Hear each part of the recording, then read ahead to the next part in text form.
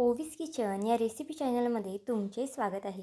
तर आज आपण ना गवार आणि बेसन पिठाची अगदी भन्नाट अशी रेसिपी करणार आहोत.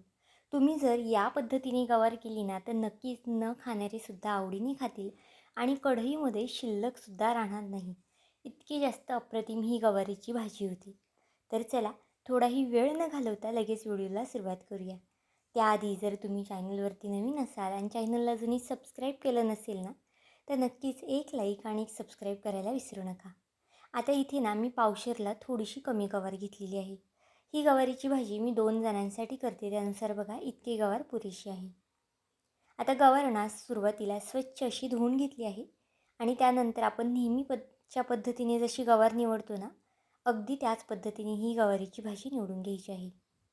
तुम्ही जर एकदा या पद्धतीने गवार केली ना तर नक्कीच आठवड्यातून 2 ते 3 वेळा बाजारातून गवार विकत आणाल आणि अगदी याच पद्धतीने कराल, कारण की इतकी जास्त अप्रतिम ही भाजी तयार होते. इथे बघा, आता आपण सगळी गवार जी आहे ना ती छान अशी निसून घेतलेली आहे. तुम्हाला हवं असेल ना तर तुम्ही थोड्या थोड्या मोठ्या साईजमध्ये किंवा लहान लहान साईजमध्ये ना गवार खुडून घेतली ना तरी चालेल. तोपर्यंत एका साईडला गॅसवरती एक पॅन तापत ठेवला आहे. पॅन किंवा कढई इथे तुम्ही तापत ठेवू शकता. त्यामध्ये 1 चमचा इतपत बेसनपीठ घालून घेतलेलं आहे. एक मोठा चमचा फुल भरून आपल्याला बेसनपीठ घालायचं आहे. आता हे बेसनपीठ ना पॅनवरती आपल्याला छान असं खरपूस भाजून घ्यायचं आहे.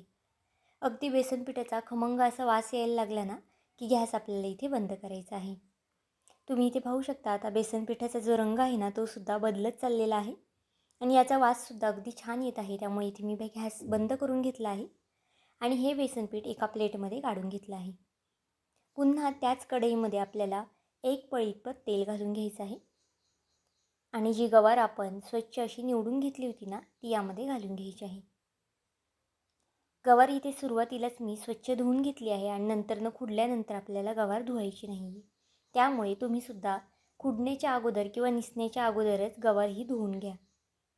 आता या गवारीला ना अगदी डाग पडेस तोपर्यंत आपल्याला ही भाजून घ्यायची आहे तेलावरती. पाहू शकता, इथे तुम्हाला गवारीला हलके हलके डाग इथे दिसत असतील. मीडियम गॅसवरतीच ही गवार आपल्याला भाजून घ्यायची आहे. या पद्धतीने गवार केली ना तर नक्कीच तुम्ही 2 ते 3 चपात्या जास्त खाल, इतकी जास्त अप्रतिम होते. सकाळच्या घाई गडबडीच्या डब्यालासुद्धा तुम्ही ही गवार करू शकता. पुन्हा त्याच कढईमध्ये बघा मी गवार काढून घेतली आहे आणि पुन्हा त्याच पॅनमध्ये ना आपण 2 पळ्या इतपत तेल घालून घेतलं आहे. तेल तापलं की त्यामध्ये 1 चमचा मोहरी, 1 चमचा जिरं घालून घ्यायचं आहे. जिरं मोहरी तेलावरती छान तडतडली की त्यामध्ये कढीपत्ता घालायचा आहे आणि ठेचून घेतलेला इथे मी लसूण घातलेला आहे. तुम्हाला हवं असेल ना तर तुम्ही लसूण चिरूनसुद्धा वापरू शकता. एक मीडियम आकाराचा कांदा घेतला आहे. कांदासुद्धा आता इथे तेलावरती आपल्याला छान असा परतून घ्यायचा आहे. जर तोपर्यंत व्हिडिओला अजूनही सबस्क्राईब केलं नसेल, लाईक केलं नसेल ना तर नक्कीच एक लाईक आणि एक सबस्क्राईब करून घ्या, कारण की तुमचं एक एक लाईक, एक एक सबस्क्राईब हे नवीन यूट्यूबरसाठी ना खूप जास्त मोलाचं असतं. तसाच माझा हा व्हिडिओ तुम्ही कोणत्या देशातून, शहरातून पाहत आहात ना, हे सुद्धा मला कमेंट करून सांगायला मात्र विसरू नका. इथे बघा मी टोमॅटोसुद्धा घालून घेतला आहे आणि टोमॅटोसुद्धा आपला छान असा परतून घ्यायचा आहे. यामध्ये आता आपल्याला अर्धा चमचा हळद घालायची आहे. अगदी बेसिक मसाल्यांचा वापर करायचा आहे. खूप जास्तीचे सुद्धा इथे मी मसाले घालणार नाही. 2 चमचे लहान इथे मी कांदा मसाला घातला आहे. 1 ते 1.5 चमचे इथे आपल्याला लाल तिखट घालायचं आहे. तिखट इथे तुम्ही तुमच्या आवडीनुसार कमी किंवा जास्त करू शकता. 1 मोठा चमचा इथे मी बघा गरम मसालासुद्धा घातलेला आहे. आता फोडणीला कोथिंबीरसुद्धा घालून घेऊया. अर्धी कोथिंबीर इथे आपल्याला आत्ता घालायची आहे आणि अर्धी कोथिंबीर नंतरनं भाजी झाली ना मग घालायचं आहे. आता हे मसाले तेलावरती अगदी छान असे परतून घेऊया.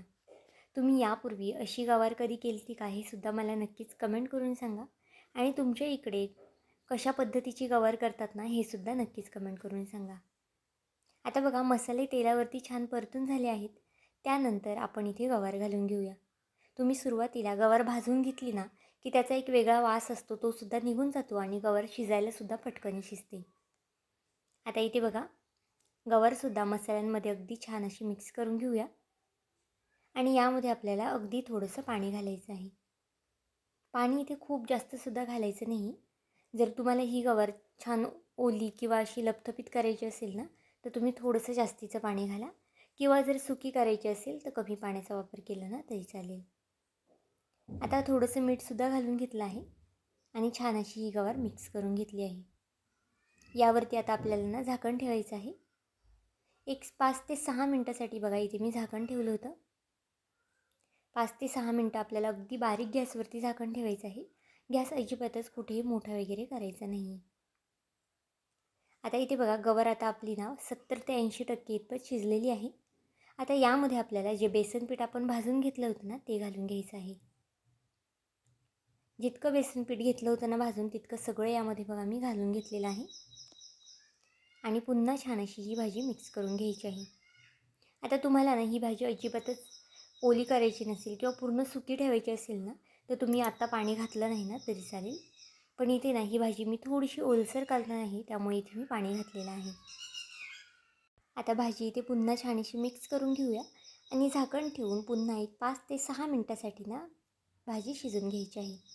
गवारीची भाजी शिजायला ना कधी कधी थोडासा जास्त वेळ लागतो जर गवार निबार असेल तर. तरी ते बघा एक 5 ते 6 मिनटं मी झाकण ठेवून भाजी शिजून घेतली आहे आणि आपली चमचमीत अशी गवारीची भाजी तयार झालेली आहे. वरनं भरपूर अशी कोथिंबीर घालूया आणि गॅस इथे बंद करून घेऊया. तर आजची ही रेसिपी तुम्हाला कशी वाटली मला हे कमेंट करून नक्की सांगा. आणि चॅनलवरती नवीन असाल तर चॅनलला एक लाईक आणि एक सबस्क्राईब करायला विसरू नका. पुन्हा भेटूया आपण अशाच एका नवीन व्हिडिओमध्ये. तोपर्यंत बाय.